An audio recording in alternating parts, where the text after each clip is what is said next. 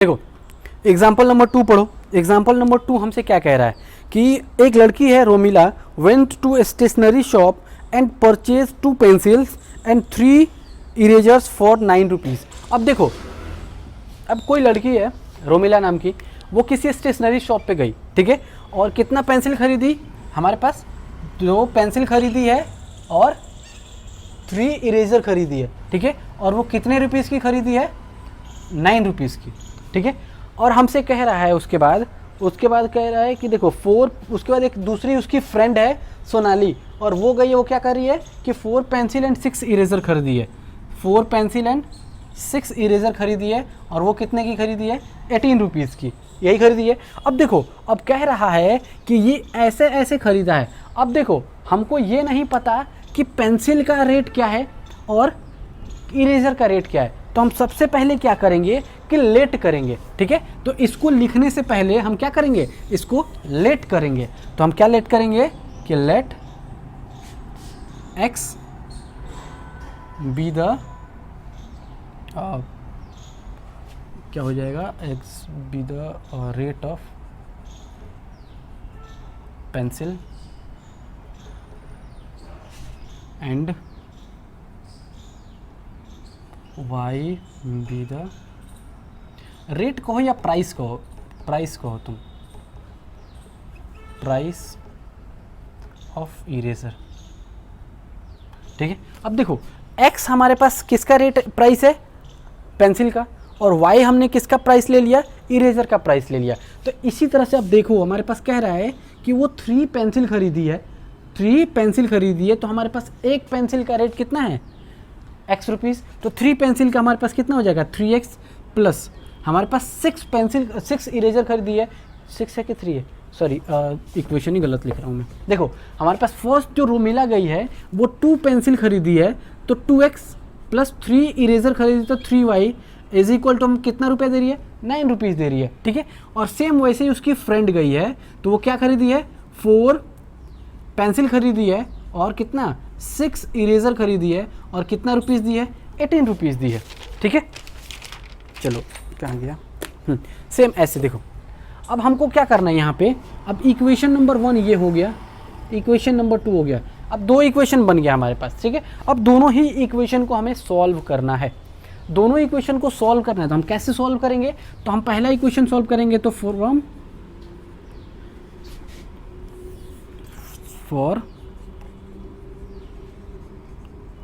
Equation 1, ठीक है। अब इक्वेशन 1 कहो या लाइन 1 कहो, कोई फ़र्क नहीं पड़ता है यहाँ पे। तो देखो हम इक्वेशन 1 लेकर चल रहे हैं, तो फॉर इक्वेशन 1 को अगर हम देखें तो 2x plus 3y is equal to 9, ठीक है। तो हम क्या करते हैं, तो हम यहाँ पे लेट करेंगे, let x is equal to 0। तो जैसे x 0 होगा तो 2 इंटू 0 प्लस 3y इज इक्वल टू 9, ठीक है। तो हमारे पास क्या हो जाएगा, ये तो हट जाएगा, ये तो 0 हो गया, ठीक है। तो हमारे पास y इज इक्वल टू क्या होगा, 9/3, मतलब हो जाएगा y is equal to 3। Same ऐसे ही चलो, अब देखो यहाँ पे जैसे हम y को 0 करेंगे, एक बार अगर y को 0 करते हैं तो ये तो 0 हो जाएगा, मतलब 9/2 आ जाएगा x की वैल्यू, वो फ्रैक्शन में आ जाएगा। तो हमें क्या करना है, फ्रैक्शन को अवॉइड करना है। तो फ्रैक्शन को अवॉइड कैसे करेंगे हमारे पास, तो हम देखो इसको ले लो दूसरा कुछ, तो यहाँ पे चलो इसको 3 लेकर देखो, let x is equal to 3, ठीक है। तो हमारे पास क्या हो जाएगा, 2 इंटू 3 प्लस 3y इज इक्वल टू 9, ठीक है। तो ये हो जाएगा 3y is equal to 9 minus के, ये 3 2 जा 6 इधर चला गया, तो y इज इक्वल टू 3/3, क्योंकि 3 इधर डिवाइड में चला गया, तो y इज इक्वल टू 1, ये फ्रैक्शन में नहीं आया, ठीक है। चलो हमारे पास 2 बन गया यहाँ पे, ठीक है। तो पहला जो हमारे पास बना, जो हमारे पास कोऑर्डिनेट्स बना, वो कितना बना, लाइन 1 के लिए जो कोऑर्डिनेट्स बना वो कितना बन के आया हमारे पास, x y। जब x 0 तो y कितना है 3, उसके बाद जब x 3 तो y कितना है 1, ठीक है। चलो अब आगे बढ़ते हैं हम इसके सेकंड के लिए, इसके जस्ट नीचे लिख लेना इसको, यहाँ जगह नहीं है इसलिए मैंने यहाँ लिख दिया, ठीक है। अब लाइन 1 को सॉल्व करो, तो फॉर इक्वेशन 2, अब इक्वेशन 2 को जब हम सॉल्व करेंगे तो हमारे पास क्या आएगा, 4x plus 6y is equal to 18। अब चलो let x is equal to 0, जैसे x 0 करेंगे तो हमारे पास कितना आ जाएगा, 4 इंटू 0 प्लस 6y इज इक्वल टू 18, ये हो गया हमारे पास हट के 0, तो हम क्या लिखेंगे y इज इक्वल टू 18/6, मतलब y इज इक्वल टू 3, पहला ही आ गया। ठीक है, अब सेम ऐसे ही करो, तो हम लेट करेंगे क्या, लेट, अब यहाँ पे क्या करें, कुछ ले लो एक्स्ट्रा, तो अगर हम करें यहाँ पे अगर 1 ले लें तो ये इधर चला जाएगा, 14 नहीं कटेगा, तो यहाँ पे अगर 2 लेते हैं तो 8 6 नहीं कटेगा, 3 ले लें तो 4 3 या 12 कटेगा, 3 भी नहीं 3 कट जाएगा, हाँ 3 कट जाएगा। देखो अब हमारे पास क्या बचेगा यहाँ पे, अब देखो let x is equal to 3, तो x को 3 लेते हैं तो 4 इंटू 3 प्लस 6y इज इक्वल टू 18, यही है। तो हमारे पास क्या है 6y इज इक्वल टू, हमारे पास क्या आ जाएगा 6y इज इक्वल टू, देखो 4 3 जा 12, मतलब 18 माइनस का 12, और y इज इक्वल टू कितना बच गया 6y इज इक्वल टू हमारे पास इधर हो गया 6, तो y इज इक्वल टू 6/6, हमारे पास आ गया y इज इक्वल टू 1। ठीक है, अब सेम देखो हमारे पास क्या हो जाएगा, अब लाइन 2 की बात करें तो लाइन 2 का कोऑर्डिनेट्स क्या बन के आ गया हमारे पास xy। अब देखो हमने x को 0 लिया तो y कितना आया, x 0 तो y आ गया हमारे पास 3, और फिर x को हमने 3 लिया तो y हमारे पास कितना आ गया 1, हमारे पास दोनों बन के आ गया। अब हमको क्या करना है, ग्राफ को प्लॉट कर देना है सिर्फ। ठीक है, चलो ग्राफ को प्लॉट करते हैं। तो देखो ग्राफ हम कैसे प्लॉट करेंगे,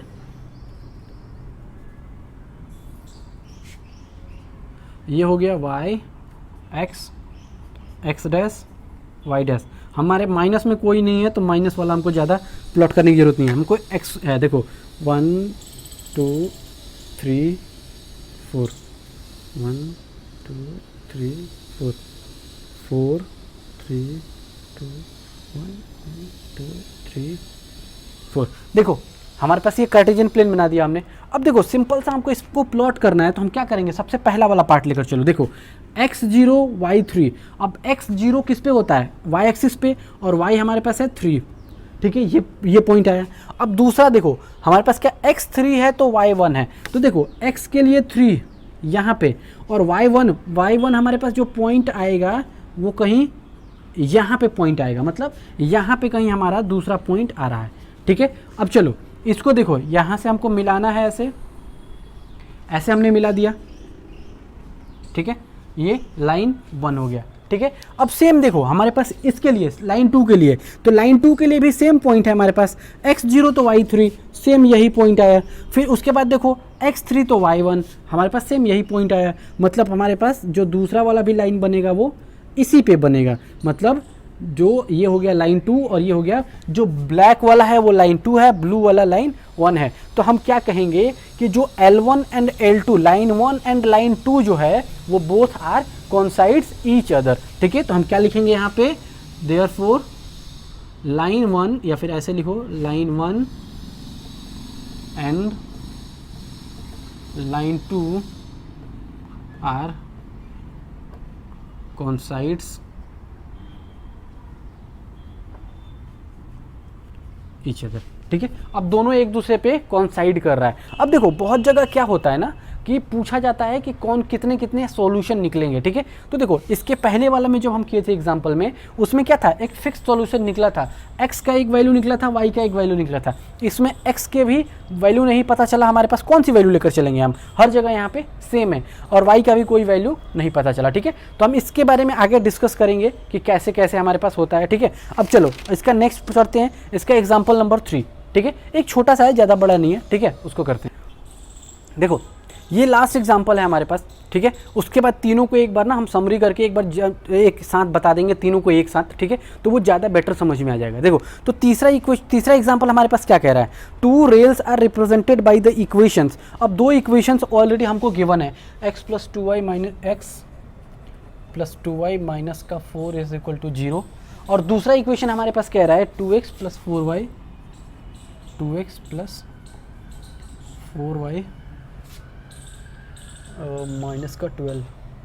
माइनस का 12 इज इक्वल टू 0। अब 2 इक्वेशन हमारे पास ये गिवन है। ठीक है। अब कह रहा है कि रिप्रेजेंट दिस सिचुएशन ज्योमेट्रिकली। अब ज्योमेट्रिकली कहे या फिर ग्राफिकली कहे, दोनों सेम होता है हमारे पास, ठीक है। तो देखो हम इसी इक्वेशन को हम थोड़ा अपने तरह से बना दें इसको, ठीक है। तो हम इसको बना रहे हैं ऐसे, देखो x + 2y = 4 और यहाँ हो जाएगा 2x + 4y = 12, इक्वेशन 1 और इक्वेशन 2, ठीक है। अब देखो चाहो तो इसको लाइन 1 कहो, इसको लाइन 2 कहो, ठीक है। तो हम अब क्या कर रहे हैं, चलो इसको लाइन 1 कह देते हैं हम, इसको लाइन 1 और ये हो जाएगा लाइन 2, ठीक है। अब हम सॉल्व करते हैं इसको सॉल्व करना है हमको, ठीक है। तो सॉल्व कैसे करते हैं हम, यहाँ पे देखो इसको, देखो यहाँ पे बहुत लोग ना कई तरह से लिखते हैं, बहुत बच्चे अलग अलग तरह से लिखते हैं। यहाँ पे जैसे क्या है, हम फॉर इक्वेशन 1 कहो या फिर ऑन सॉल्विंग इक्वेशन 1 कहो या फिर फॉर लाइन 1 कहो, यहाँ कुछ भी कहो कोई फ़र्क नहीं पड़ता, तीनों में से कुछ भी कह दो, ठीक है। तो बेटर यही होता है कि हम क्या कहते हैं, फॉर ऑन सॉल्विंग इक्वेशन 1, ठीक है। ये वाला ये ज़्यादा बेटर होता है क्योंकि हम इसको सॉल्व करते हैं ना, ठीक है। चलो आगे बढ़ते हैं। तो हमारे पास हो जाएगा ऑन सॉल्विंग इक्वेशन 1, ठीक है। अब इक्वेशन 1 को सॉल्व करो, तो इक्वेशन 1 को सॉल्व करेंगे तो हमारे पास क्या है, इक्वेशन 1 x + 2y = 4। हम क्या कहते हैं कि सबसे पहले हम क्या करेंगे, लेट x = 0, तो x 0, तो हमारे पास 0 + 2y = 4, तो ये हो गया 0, तो ये हट गया, तो y = क्या हो गया 4/2, तो y = 2, ठीक है। अब चलो दूसरा वाला, अब हम क्या करेंगे, जैसे हम क्या करते थे कि जब हमारे पास पॉसिबिलिटी है तो एक बार x को 0 कर दो, दूसरी बार y को 0 कर दो। हमारे पास सबसे सिंपलेस्ट तरीका होता है किसी भी इक्वेशन को सॉल्व करने का। तो हम यहाँ अब कर रहे हैं कि y = 0, लेट y = 0, तो y 0 मतलब क्या है, x + 2 × 0 = 4, मतलब x = हमारे पास क्या हो गया 4, ठीक है। दो कोऑर्डिनेट्स बन गए, तो दो कोऑर्डिनेट्स बने तो इसके लिए हमारे पास कोऑर्डिनेट्स क्या बन के आया, तो इसका एक बॉक्स बना लो। तो देखो हमारे पास क्या बन के आ गया, x y, तो हमारे पास x क्या है, अगर x 0 तो y 2 और y 0, अगर y 0 तो x कितना आ गया हमारे पास 4, ठीक है। दो इक्वेशंस आ गए हमारे पास। अब सेम ऐसे ही हम करेंगे किसके लिए, दूसरे इक्वेशन के लिए। तो हम क्या करेंगे, ऑन सॉल्विंग इक्वेशन 2, ठीक है। अब इक्वेशन 2 को सॉल्व करो, तो इक्वेशन 2 को सॉल्व करेंगे तो हमारे पास क्या हो जाएगा, 2x + 4y = 12, हमारे पास ये है। तो हम क्या करेंगे, एक बार करें वो इक्वेशन x को 0, तो लेट x = 0, तो 2 × 0 + 4y = 12। अब हमारे पास ये 0, तो ये वाला पूरा टर्म 0 हो गया, ठीक है, ये 0 हट गया हमारे पास, तो y = कितना हो गया 12 और बाई 4 यहाँ डिवाइड में चला जाएगा, तो ये कट गया हमारे पास, y = कितना आ गया 3, हो गया, समझ में है। अब देखो सेम ऐसे ही अब हम क्या करेंगे, लेट अब y = 0, y = 0, ठीक है। तो y को जब 0 करेंगे तो हमारे पास क्या हो जाएगा, 2x + 4 × 0 = 12, ठीक है। तो हमारे पास क्या हो जाएगा, 2x = 12, तो x = 12/2, मतलब x = 6, हो गया हमारे पास। इसके लिए भी आ गया, तो देखो इसका हमारे पास क्या बन जाएगा, बॉक्स जो बनेगा, जो कोऑर्डिनेट बॉक्स बनेगा वो क्या बन जाएगा, x y, और ये हो जाएगा हमारे पास, अगर हम x को 0 किए हैं तो y कितना आया है 3, y को 0 किए हैं तो x आया है 6, यही आया, ठीक है। अब देखो अब हमको सिर्फ ग्राफ प्लॉट कर देना है, ठीक है। तो ग्राफ प्लॉट करने के लिए हमको ये वाला जगह चाहिए, तो हम क्या करेंगे, सिर्फ इसको हम यहाँ लिख लेते हैं, बाकी सबको मिटाएंगे। तब तक आप लोग इसको वीडियो को पॉज करो और इसको नोट डाउन कर लो, ठीक है। चलो तो हमारे पास L1 के लिए जो बना वो क्या बन के आया, x y, और ये है 0 2 और ये आ गया 4 0। अब L2 के लिए हम करें तो L2 के लिए कितना आएगा, एक्स वाई, और ये था 0 3 6 0, ठीक है, यही है। अब चलो ग्राफ प्लॉट करते हैं इसका।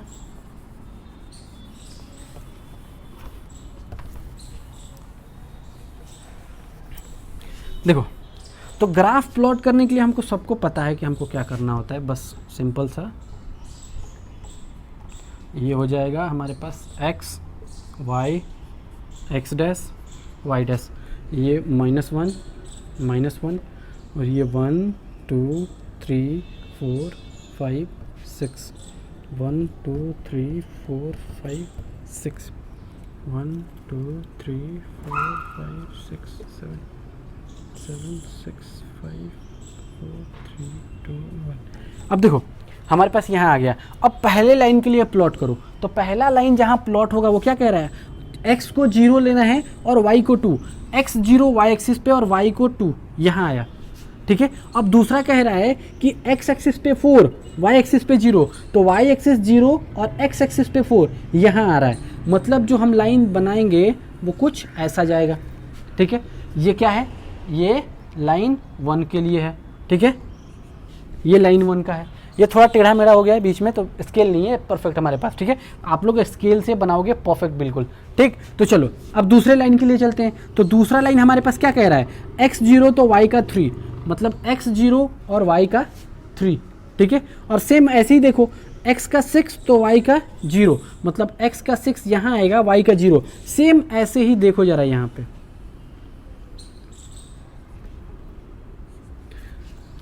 देख के तो ऐसे लग रहा है कि हाँ पैरेलल है, ठीक है। तो ध्यान रखना कि ये पैरेलल लाइन बनेगा दोनों एक साथ, ठीक है। तो ये हो जाएगा, इसके लिए हो जाएगा ये L1 और ये L2, लाइन 1 के लिए और लाइन 2 के लिए। तो हम इसके लिए क्या लिखेंगे, तो देयरफॉर जो लाइन 1 है, line 1 and line 2 are parallel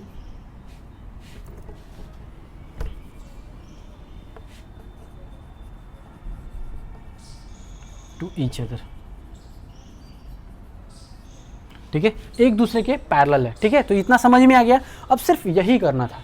एक बार हम सिर्फ थोड़ा सा और 2 मिनट से 3 मिनट और इसको जरा एक बार हम पूरे को क्या करें, समराइज कर दें, कि वो ज़्यादा बेटर समझ में आ जाए कि हम किसको कैसे किए हैं, ठीक है। चलो आगे बढ़ते हैं। देखो हमारे पास 3 एग्जाम्पल था, तीनों एग्जाम्पल हम पढ़ चुके हैं, ठीक है।